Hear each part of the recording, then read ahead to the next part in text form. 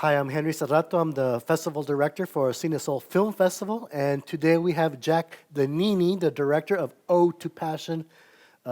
We loved your film. It was amazing. We can tell there was a lot of passion in this movie, and the Broadway roots, musical, all that, and we're going to get to that. But we're going to start small, back at the beginning, Jack. Okay.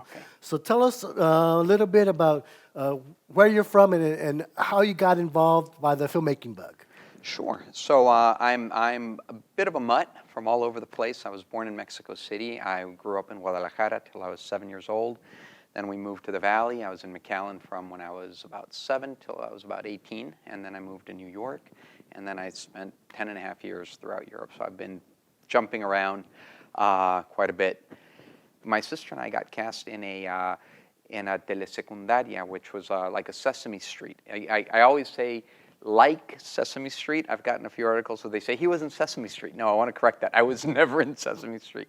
It was like Sesame Street to teach English via television all over South America. And I ended up doing, at the age of 14, did 104 episodes of that with my sister. And that was an incredible learning experience where, you know, we would spend, we would get there on Friday after school, and we'd shoot Friday evening, Saturday, Sunday, and then, you know, back to school. Sometimes we'd take you know, especially during holidays, we'd shoot for the entire week. Spring break, I didn't have spring break. I'd be working on this program. And it was incredible because you were right there with, especially when you're spending so much time with the team. So you'd see the setups and you'd see you know, they'd build the sets up and they'd get the cameras ready. And that's where I really said, wow, I really like the behind the camera stuff. You know, this acting is fun, but creating it, putting it all together, coming up and then seeing the final product, just, it was magical. And so then in high school, I got into a television radio class with Fred Mann at Mac High. Of course.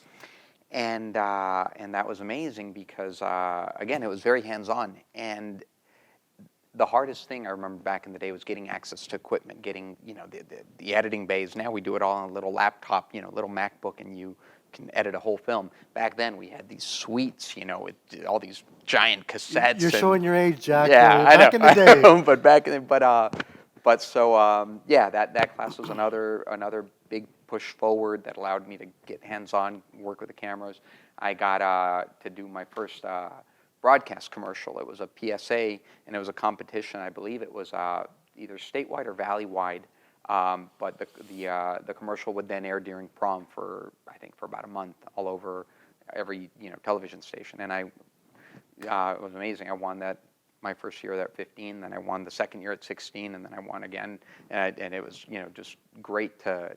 They would bring in a whole crew from one of the local television stations, and you would just direct them and manage them. But you had to get everything going before. You had to get your locations and your actors and your costumes and your sets. And we'd go to I'd go and barter with a local tuxedo shop, and it's like, can I borrow 10 tuxedos and I'll shoot you a little promo, you know, in exchange? And sure, and you know, but getting all that going was cool. And one of our previous conversations, you mentioned that you had to put on a play at the McAllen Convention. Like, tell us all about that.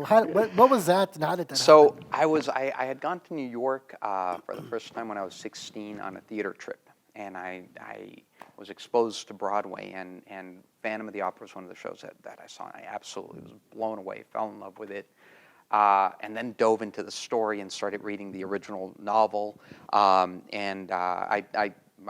speak French, and so I started trying to tackle it in French. It was a bit complex, so then I just did the translation in English. And I fell in love with the story. I was like, oh, wow, I understand why Andrew Lloyd Webber loves the story. It's so much richer and deeper than, as a lot of things tend to be, you know, adaptations, movies, whether it's a musical. The book is always better. The book is always better, exactly. And so the book, I was like, oh, my God. And I was applying to NYU and to a few other colleges at the time, and I wanted to, I said, I need something to showcase, you know, what I can do, my work. I really, and so I said, well, what can I do? I said, all right, I'll put on a play, and I'll have it shot with, you know, with the KMAC team. I had access. I said, I'll have the production shot, and I'll submit that as my big project, you know, kind of like your thesis to, you know, try to get a leg in on into school. And I had originally thought it was going to be a small scale little thing. I was going to work with, try to borrow one of the high school theaters, do it for a night or two, but at the time when I started looking into booking the high school theaters, they were all booked for graduations. And I said, okay, that's not going to work. And they said, well, the convention center is available? I was like, well, that's 2,000 seats or something like that. I forget if it's somewhere 1,500, 2,000 seats, giant. You remember the old big convention center. And I said, well, I guess that's that. So I went to the bank and I got a loan. I was 18. I said, okay. And they're like, what do you want to do? I said, I want to put on a show. I'm going to sell tickets, and I'm doing this production, and I'm going to, use it so they gave me a loan, booked the convention center, and I didn't want to work. One of the things that really bothered me in high school theater is that you always have these kids playing older roles, and it just, in my mind, that never sat well. Right. So, I don't. So I wanted to work with, so I went and I cast, I think I did about a month of casting all over the valley for all, adult actors. I worked with an opera singer from Brownsville. But this is pre-internet, so how did you get the word around? I put little ads in the newspaper, in the Monitor, and I put flyers. I put a lot of flyers at the universities. That's right. At UTPA, I put, and at SCCC, and I put all these, casting for a show, casting for an adaptation of Phantom. And so I wrote I figured, okay, I know the story so well. I've read the book 10 times. I can do my own, adaptation of the script. The thing is, the project got bigger and bigger as I was working on it. I thought it was going to be a simple little thing. I said, well, there's ballet and there's opera singing in the story. And so I got an opera singer, and she was fantastic. And my sister, who sings as well, she sang in the show. And my cousin, she'd been with Debbie Case, the Ballet Academy, doing the Nutcracker for many, many years. And so I said, hey, can you, and they were all, 18, 17, 18, they were older, so they weren't the child ballerinas, they were the adult ballerinas. I said, can you put together a bunch of girls to be in the show and you choreograph? So I had choreographed ballerinas in the show, I had opera, I had all this stuff going. It just got bigger and bigger. It was amazing. Really, really cool. And how did your Broadway run go? So the first night was an absolute disaster. It was horrific. The people that I had gotten to do the sound, I didn't have enough money to do a dress rehearsal with sound, and they wanted to charge me almost like for a full night. I didn't have money. I said, okay, can we skip that? Sure. But it was a disaster. They basically left all of the mics on for all of the actors during the entire, and everybody. So I cast myself in the show, which was a terrible idea, I think. But I couldn't find anybody else. I just didn't feel. I looked and I looked and I looked and I couldn't find anybody to give the character what I wanted. So I said, okay, I'm just going to do it. And then. But I was managing and stage managing, so I've got my mic on, and I'm 1 second I'm on stage, the next second I'm in the back, and I'm yelling profanities. Get the freaking curtain up! Get this! And the entire theater is hearing everything going on backstage. So you've got not only the actors, but you're hearing "F this" and "Close that" and "Turn this up" and it was oh my God, it was such a painful learning experience. But we pulled ourselves together, we wiped our tears away, and we continued our next couple of nights, and they were fantastic. So after that, I ended up at 6 o'clock in the morning trying to find somebody to looking all over the valley, making phone calls for a sound technician. And I found a guy, I forget his name, but he was incredible. He used to do a lot of concerts. And he basically saved our butts. He came over and we did a quick little dress rehearsal, went through them, and again, no problems. Everybody's mic was on at the right time. Everything was working. Magical. I thought we were done. I thought we had, because that night after that, I fired the sound people. I said, I never want to see you again. I was like, you guys, you didn't even try. You just literally just turned on all the mics full volume, left them on, and sat back. So and you've come a long way. I mean, from a one-man team for Phantom on the Opera to practically one-man team for Ode to Passion. Yeah, and again, that is something that I never wanted to do. for Phantom, and I was 18, and I had I mean, it was not really one man. I had everybody who I could get to help me was helping. My sister, my mother, my father. They were building sets at 4 a.m. and doing costumes and doing that.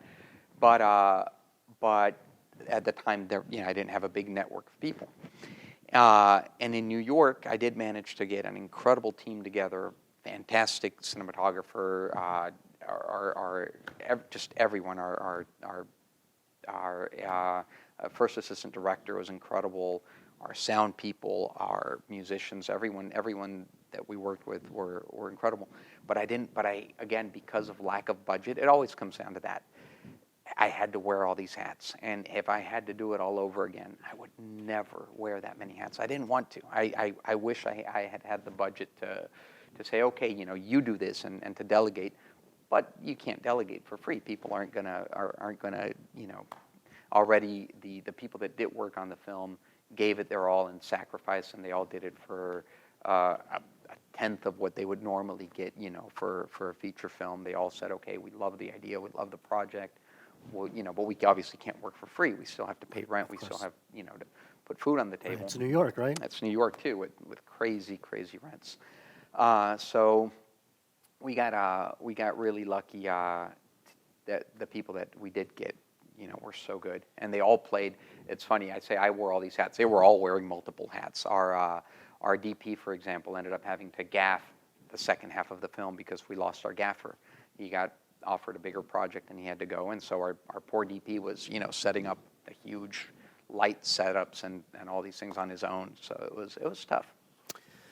So I know you get this question asked a lot. I've done a little research on you, but how much is Ode to Passion based on personal experience, and how much of it is Jack in that movie? How much of it is Jack? I think a lot of it is Jack. But in two roles. Ode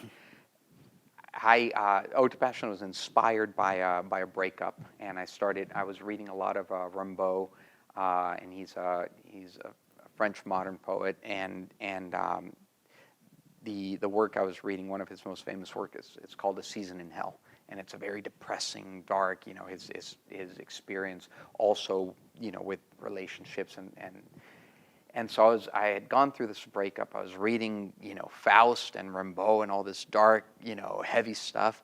And I started working, and I wanted to write it in verse. I said, nobody writes in verse.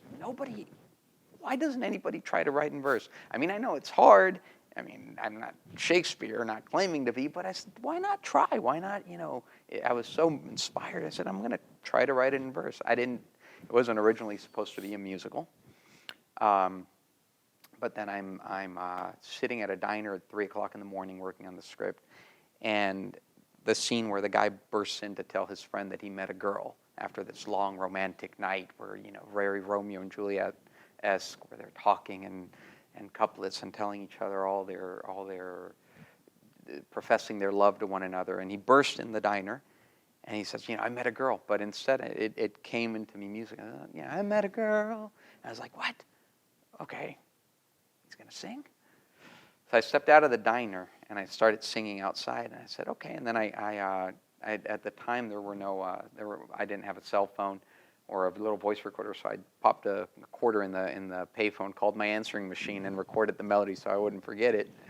I used to do that all the time, and so I called my sister, who's really the trained professional musician in the family. She's been singing and composing songs since she was a kid. And I called her up and said, what do you think? He burst into song.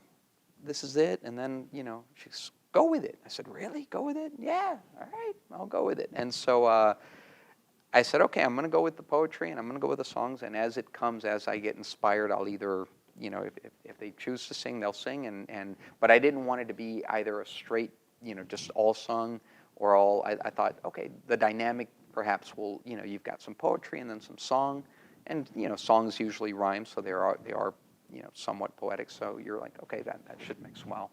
So it was inspired by Heartbreak, but because I wrote it over such a long period of time, I kept picking it up and putting it down.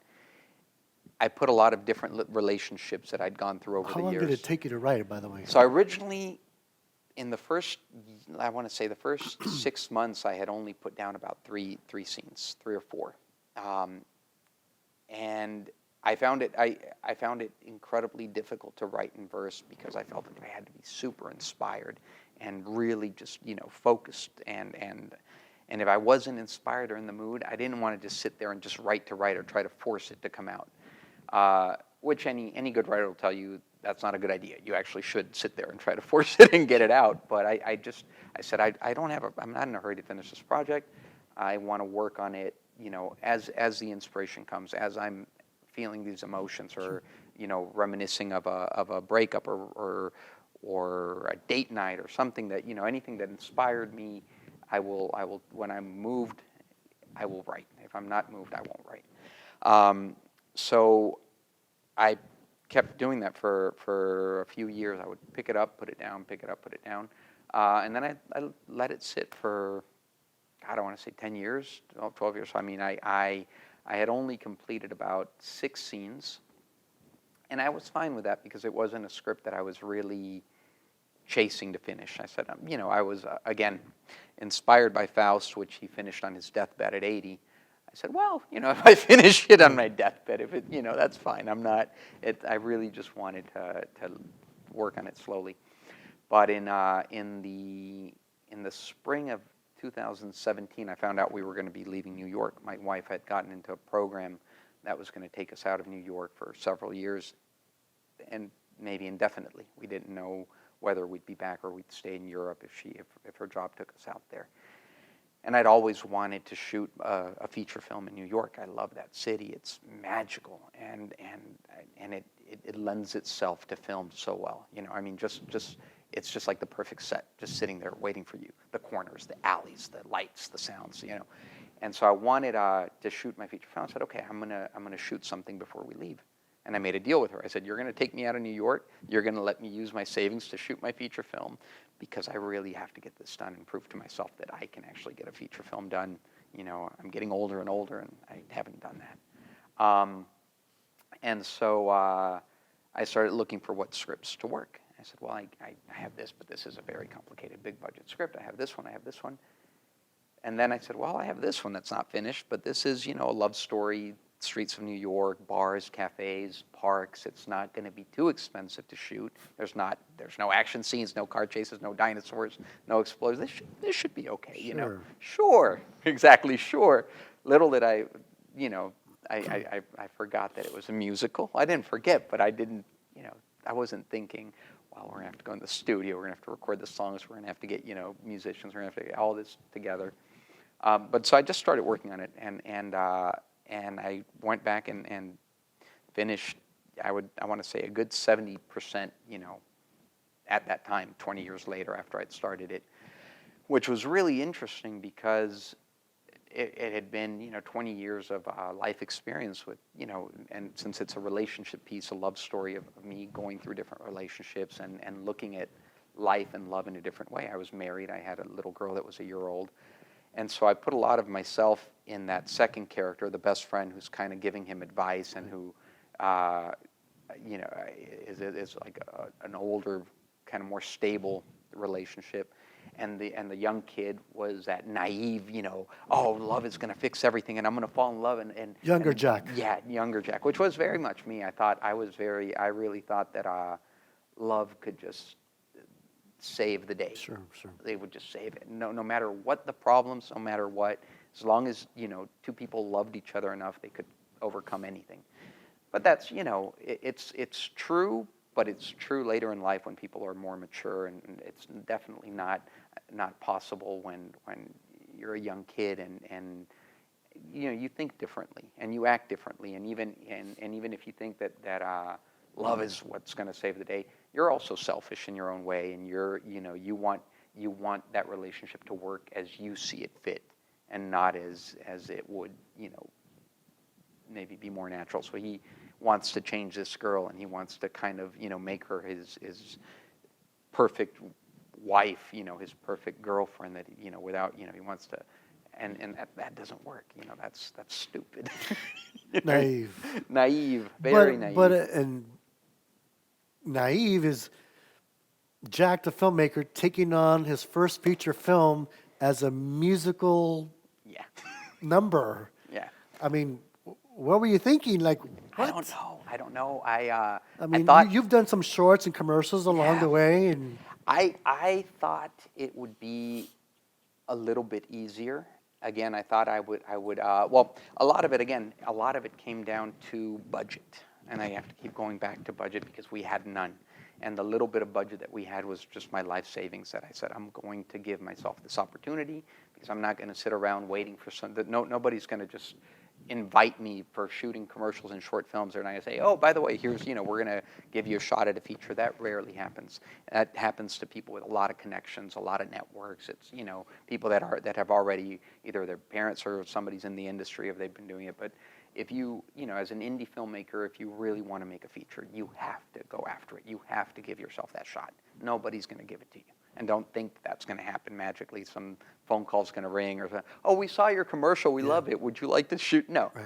So I also thought that I would be able to fundraise and raise, additional budget. And we tried one of these Kickstarter things that didn't work very well. And I tried reaching out to family, and they were not, other than my brother and my mother and father, the rest of my family really didn't pitch in at all. So it was hard. It was really hard. And I think that I initially thought I would be able to raise a lot more money and delegate a lot of these roles, and so it would have been 10 times easier. The more money you have, the easier it is. You can rent locations. You can get more people on the job doing different roles, and we didn't have that. So. Well, I won't even ask you what the budget is, but I will ask you. So how long did it take to shoot? So we shot the entire month of October. We started rehearsals in June, and we were rehearsing the music and the scenes. So we rehearsed June, July. We started rehearsals and we put the core team together in June. We started rehearsals in July, August, and September. So we rehearsed for 3 months. We recorded in the studio the songs at the end of September, I believe, and then we started shooting September 30th, I believe. Let's talk about your cast. How did you find amazing actors and singers and That was that's yeah. the whole cast is just amazing. Thank you. They are an incredibly talented group of individuals. So, if you're familiar with SAG-AFTRA, which is one of the actors union, if you want to work with SAG-AFTRA actors, you have to follow all of these rules. You can only shoot for certain hours a day, certain meals. They have to have some rest. All this a lot of things that make You're a union set, huh? Yeah, things that make shooting an independent film really complicated, really difficult, or if not practically impossible without a budget. So, but luckily enough, Broadway actors are also union, but they are not restricted from working in film, and there's no rules. Nice. So the pool of talent in New York and on Broadway and all of these, it's incredible. And you can tell you have such a love for Broadway. I do. What's your favorite? Phantom. Of course. Phantom for sure, and Rent. Both Phantom and Rent. There's a lot. I tried to do. I really tried to make a lot of the rock music in this a little bit like Rent, which a lot of people are like, that's already old. I'm like, but I'm old, Like I wanted to be rock and roll. So on Backstage, which is one of the main magazines used for casting, I put an ad there, and I went through 900 video submissions on my own. We had 900 video submissions. To that, I narrowed it down to 90. And out of those 90 live auditions, we ended up with our team of 7. So. And were you in charge of casting as well? It was all you? All me. Well, all me up until the point when we did the live auditions, and I had our wonderful music director, Robert Frost. He was in the team, hearing the voices. He has a phenomenal ear, so that was extremely important. That he had, a big, if not most of the say on how good and capable he felt the actors were going to be for the songs and their range, and if they were going to be able to deliver. Because a lot of people can karaoke or belt, or belt the tune, But and it might sound good to the majority of people, but a trained, music director will tell you no, that's not going to work. We had a lot of those where I'd be like, she sounded okay. He goes, okay.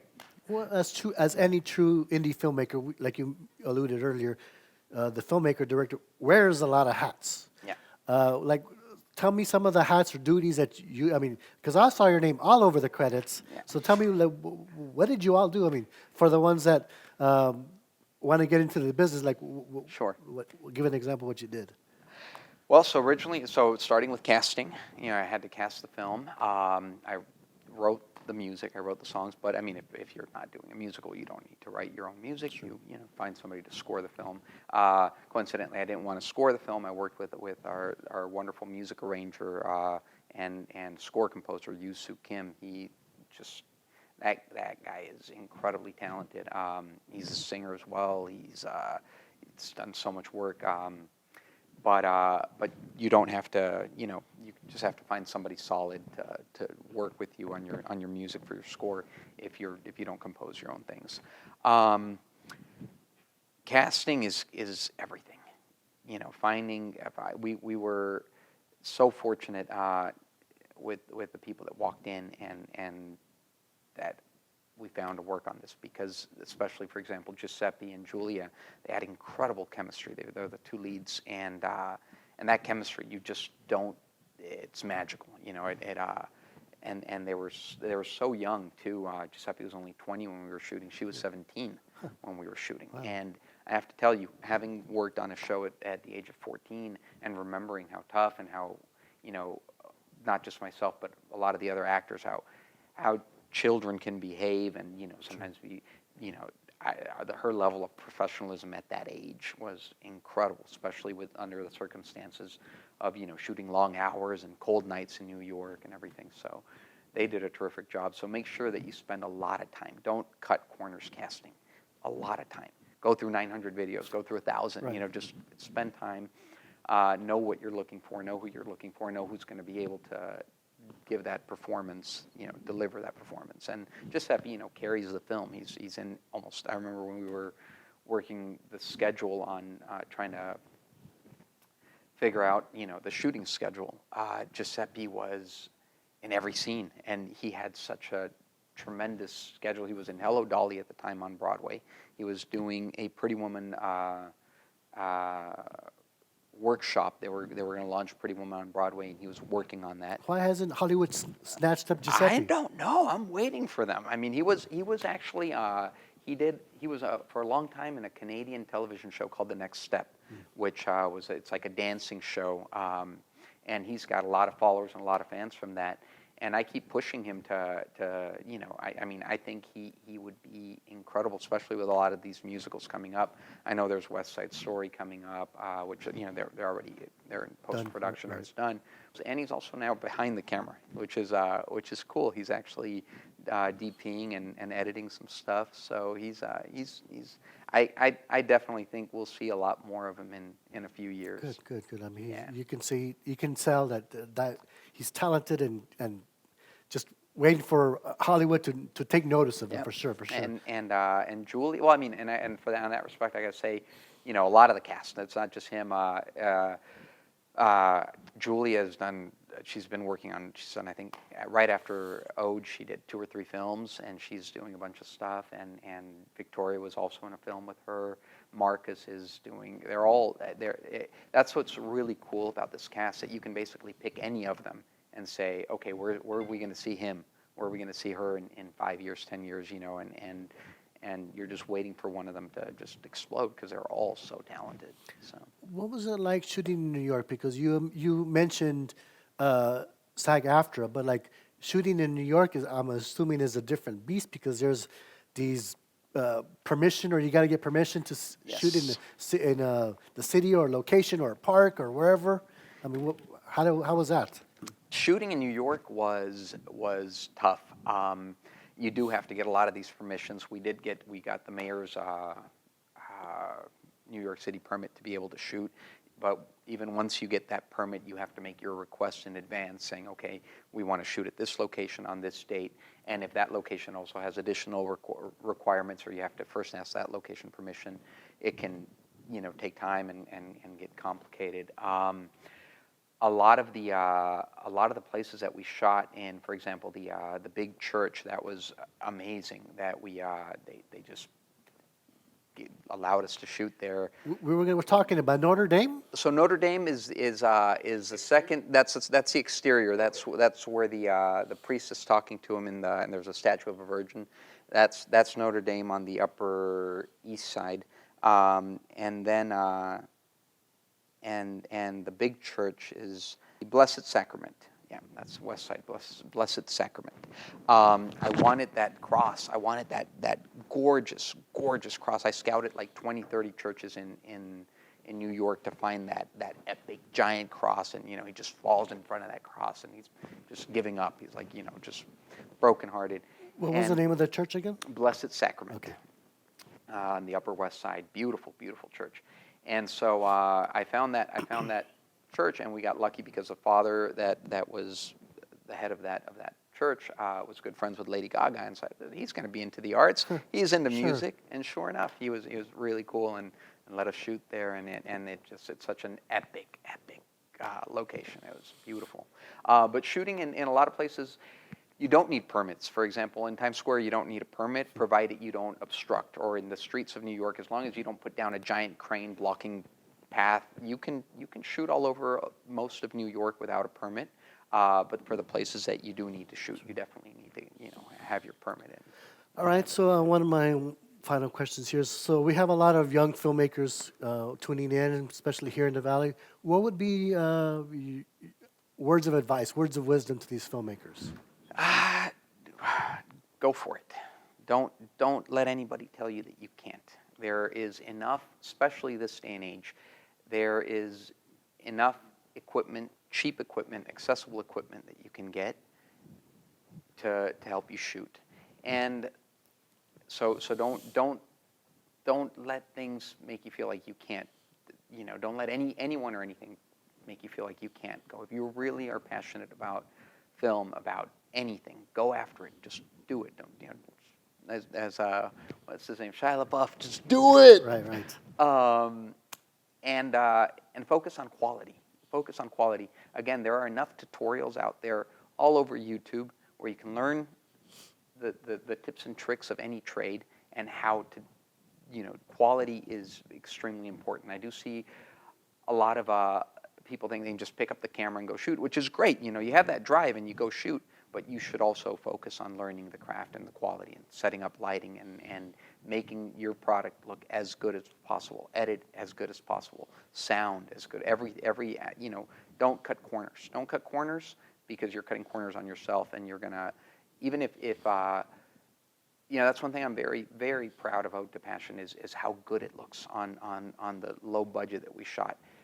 It's not a perfect story by any means. It's not a perfect script. It's not an Oscar-winning film, but it is beautifully shot, beautifully, because we put so much work into that, and RDP and our my sister who dedicated hours and hours, helping me with fine-tune the songs, and my our Yusu, our music arranger, our music director, everybody who worked on it was pure quality. They gave it their all. The actors that worked on it, they were super serious about it. Everybody, nobody took it as a little indie film. We said, we're going to make a film. We're going to make it as good and as high end as we possibly can, even with our limited resources. And so do that. Go, learn. Don't make excuses. Don't cut corners, and just go after it. Nothing can stop you if you just go after it. Right, and you were going to premiere it this year because of COVID, that sign language. But how many festivals? I mean, I know it's an extreme situation because of this year, but how many festivals has this film been in? Has it won any awards? So it was nominated for Best Actress, Julia Nightingale, at the Queen's World Film Festival, and it was also nominated for Best Screenplay at the Queen's World Film Festival. That was going to be our world premiere in a beautiful, beautiful theater. Super excited to have been accepted and to premiere in New York right there in the city. We were going to have a big party. That got canceled because of COVID. So coincidentally, after that, several other festivals got canceled. or they didn't know their status. And the film had been, again, because of budget, we'd been in post-production for about 2 years, I want to say. Yeah, because I had to, save money to pay our sound guy and pay, finish the music and finish this and just everything. Our color, I ended up color correcting 95% of the film. I originally wanted to hire, but so I wanted to get it out there. I just felt it had just been sitting there too long, and I didn't want my actress to be 20 years later. It took 20 years to make it, then another 20 to get it out. I said no, I want to put that out there. So we decided to do a digital release, and now we're on, I think, 7 or 8 platforms. So it's So if people who want to purchase your film, where can they? So they can get it on Amazon Prime, and if they don't have Amazon Prime, they can purchase it or rent it on Amazon Prime. It's available on Tubi with advertising in the film. That's a free platform. It's like I'm not sure how many people are familiar with it, but it's a great platform. It's available on Filmocracy. It's available on Conscious Good, which is one of the, that's also a great platform.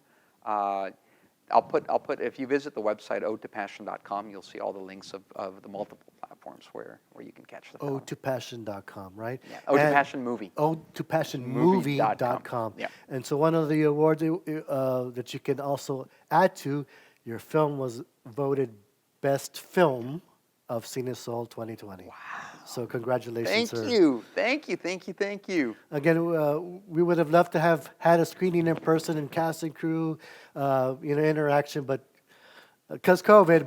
But we loved your film. It was amazing. Best film. Thank you, Henry. That's amazing. That's really cool. I didn't expect that at all. I knew we were sitting for the interview, but I didn't expect that news. So thank you. That's really, really cool, and I'm very happy having spent a big chunk of my life here in the Valley to get that honor. Thank you. Before we go, any final words? What are you working on next, or parting words? I've got another musical that I've been working on for a couple of years. It's called The Night Winter's Heart Melted, and that I'm trying to figure out whether we're going to go. It's got a big potential to be an animated film. So I'm considering, we're looking into that option because live action would probably be way too costly as an indie film. It's a big budget production. So perhaps it might be easier to first do it as an animated film, provided we find the right context, the right people. I know Japanese, it would fall very well with Japanese style animation.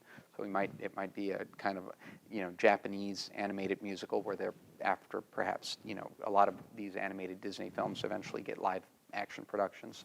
So that's one thing we're looking at, and I'm hoping to get that done in the next, I don't know, I want to say year or two.